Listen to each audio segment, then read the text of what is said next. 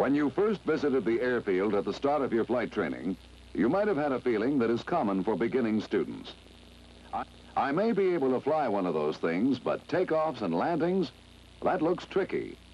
It isn't easy, but on the other hand, you know by now that it isn't as difficult as it looked that first day.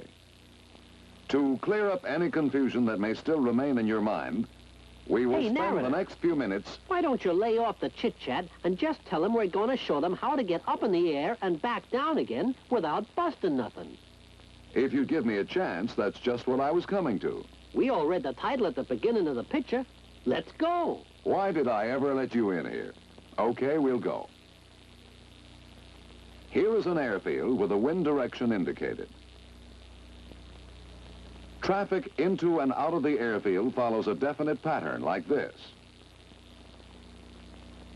We will use one runway for simplification. Each part of the pattern has a name.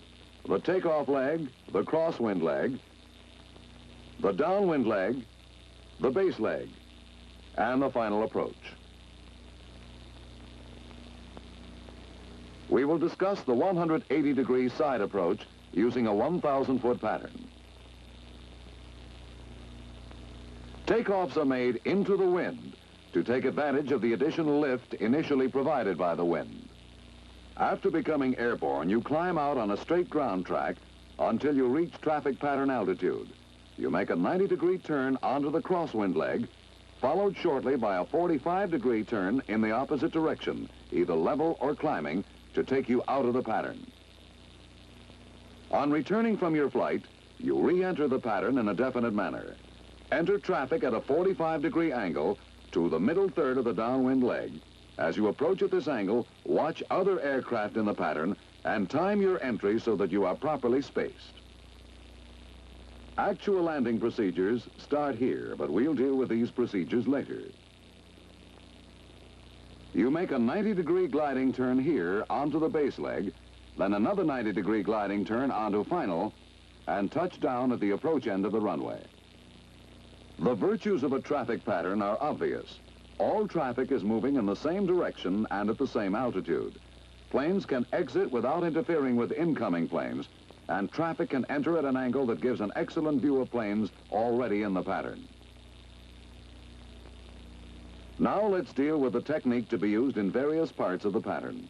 First, takeoff. You have arrived at the number 1 position. You take off next. Set your flaps for takeoff. Now you set your directional gyro to the runway heading and cage it, and complete your pre-takeoff procedure. Taxi out and line up with the center of the runway. As you roll forward, adjust your pedals to make sure that your tail wheel is aligned with your direction of takeoff. Then uncage your directional gyro. Use your power for takeoff correctly. Push it smoothly forward all the way to full power. As the plane rolls forward, hold back pressure on the stick to keep your tail wheel on the ground. Keep your heels planted firmly on the floor throughout the takeoff. As speed builds, you relax back pressure on the stick and allow the aircraft to assume a shallow climbing attitude. You must use the proper elevator control to maintain this pitch attitude, or your tail will continue to rise to level flight attitude. Maintain this shallow climbing attitude until your plane flies itself off the ground. When you're positively airborne, maintain this pitch attitude until the aircraft attains the normal climbing airspeed with flaps, and then reduce power to 2,300 RPM, adjusting pitch attitude to maintain a normal climb. As you climb, track straight down the runway. When you have a safe altitude, retract your flaps to 0, maintaining your pitch attitude by increasing back pressure on the stick as your flaps come up. With flaps up, your airspeed will build to 80 miles an hour. Adjust trim and climb straight out, using a terrain feature dead ahead to hold a straight course. When you reach traffic altitude, clear carefully before turning to crosswind leg. A normal traffic exit is to turn 90 degrees onto the crosswind leg, followed by a 45-degree turn away from traffic. These turns may be level or climbing. Let's take another look at the takeoff. Align the plane and tail wheel with the center of the runway. Hold your stick back and apply throttle in one continuous movement to the full throttle position. Engine torque will tend to turn you to the left, so use right rudder as needed to maintain a straight path. Allow your tail to rise after your rudder becomes effective.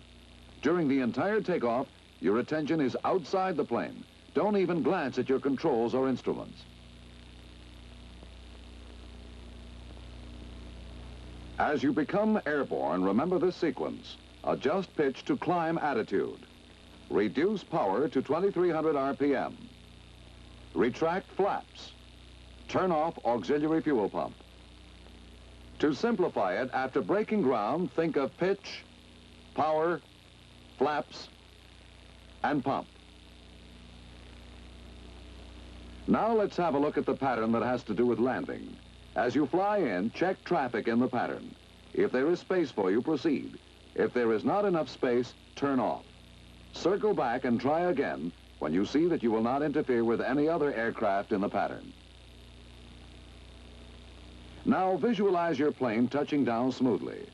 Direct all of your efforts toward bringing that vision